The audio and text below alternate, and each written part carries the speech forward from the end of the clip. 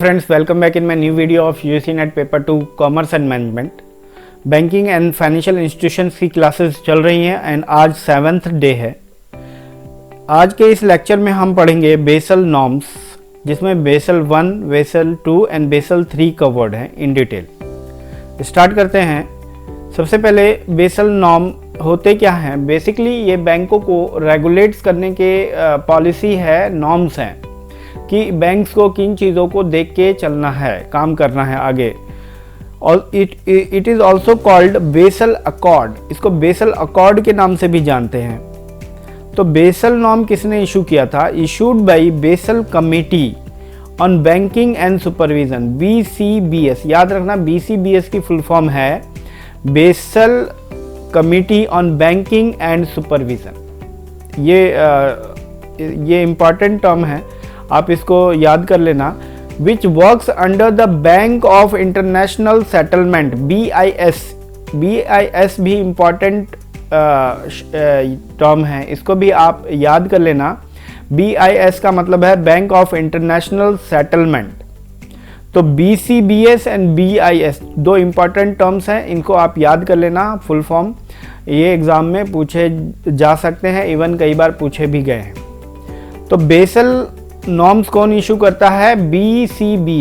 BCBS मतलब Basel committee on banking and supervision which work under bank of international settlement. BIS के under work करता है BCBS, और BCBS का काम है बेसल नॉर्म्स को इशू करना time to time. Headquarter in Switzerland. इसका जो हेडक्वार्टर है BCBS का, वो है स्विट्जरलैंड में। बेसल सिटी है स्विट्जरलैंड के अंदर, तो इसका हेडक्वार्टर बेसल सिटी में है बेसिकली। तो इसलिए इसके नॉर्म्स को भी हम बेसल नॉर्म कहते हैं। Hence the name is Basel norm. BCBS की स्थापना हुई थी 1974 में। 1974 में BCBS को एस्टैब्लिश किया था और BIS को एस्टैब्लिश किया था 1930 में। Came with objective of coordinating banking regulation across the globe and maintaining capital adequacy ratio। इसका दो मोटिव था, एक तो बैंकिंग रेगुलेशन को मेंटेन करना अक्रॉस द ग्लोब, मतलब पूरे अर्थ पे ग्लोबली सारे बैंकों को रेगुलेट करना, and maintain capital adequacy ratio को मेंटेन करना। कैपिटल एडिक्वेसी रेशियो को शॉर्ट में कहते हैं CAR। तो CAR को हम डिटेल में समझेंगे अभी। सबसे पहले देख लेते हैं, Basel committee has issued Basel 1, 2 and 3। Basel committee ने 3 नॉर्म्स इशू किए हैं, Basel 1, Basel 2 and Basel 3। Capital adequacy ratio is important term, इसको डिटेल में देख लेते हैं कि what is the meaning of capital adequacy ratio. The capital adequacy ratio, short में CAR, is an indicator of how well a bank can meet its obligation। मतलब ये एक तरह का इंडिकेटर है कि बैंक कितना कैपेबल है अपनी ऑब्लिगेशंस को मीट करने में। Also known as the capital to risk weighted assets ratio. इसको हम capital to risk weighted assets ratio भी कहते हैं। तो CAR बोल दें या फिर आप बोल दें CRAR, एक ही मीनिंग है दोनों का। The ratio compares capital to risk-weighted assets and is watched by regulators to determine a bank's risk of failure। Bank लोगों के पैसे लौटाने में या फिर अपनी ऑब्लिगेशन को मीट करने में कितनी कैपेबल है, इसको जानने के लिए कैपिटल एडिक्वेसी रेशो का इस्तेमाल होता है। कैपिटल एडिक्वेसी रेशो का फॉर्मूला है Tier 1 capital plus Tier 2 capital upon में risk weighted assets. Tier 1 capital and Tier 2 capital को डिटेल में जानने की ज़रूरत नहीं है यहाँ पे, बस आप इस फॉर्मूले को याद कर लेना। मोस्ट प्रोबेबली अगर पूछा जाएगा एग्जाम में तो ये पूछा जा सकता है कि what is the formula of capital adequacy ratio, या फिर meaning of capital adequacy ratio, या फिर यहाँ से क्वेश्चन जो बन सकता है वो CAR की फुल फॉर्म पूछ सकता है आपसे, या CRAR की फुल फॉर्म आपसे पूछी जा सकती है। बेसल 1 को देख लेते हैं। बेसल 1 इंट्रोड्यूस हुआ था इन 1988 में इसको इंट्रोड्यूस किया था। इसका मेन फोकस था on credit risk faced by bank. Credit risk हमने लास्ट क्लास में पढ़ा था कि क्रेडिट रिस्क का क्या मतलब है। तो क्रेडिट रिस्क को मेंटेन करने के लिए इस नॉर्म्स को इशू किया था बेसल 1 को।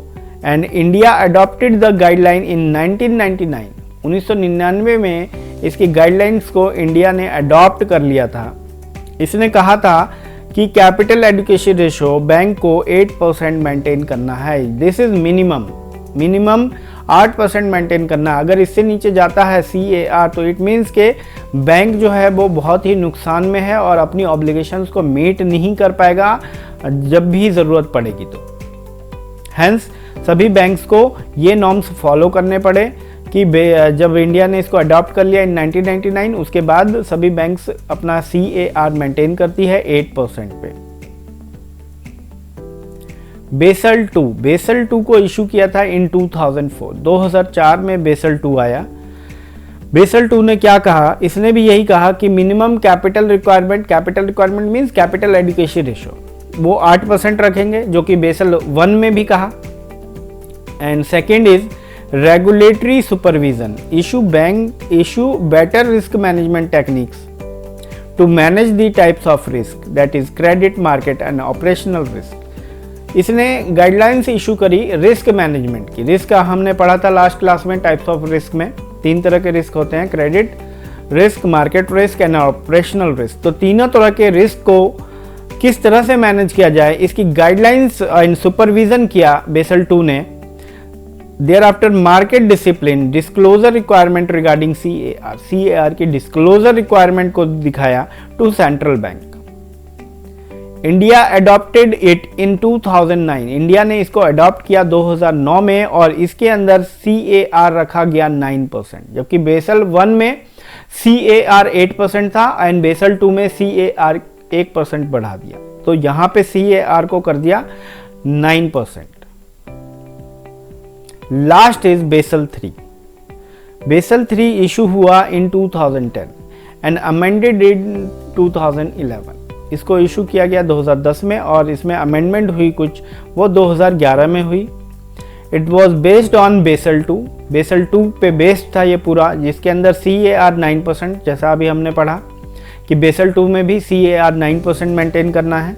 एनहेंस सुपरविजन रिव्यू को एनहेंस कर दिया। एनहेंस मार्केट डिसिप्लिन, वही के रिस्क मैनेजमेंट को एनहेंस किया कि बैंकों को ज़्यादा मैनेजमेंट की तरफ देखना है, रिस्क को मैनेज करना है।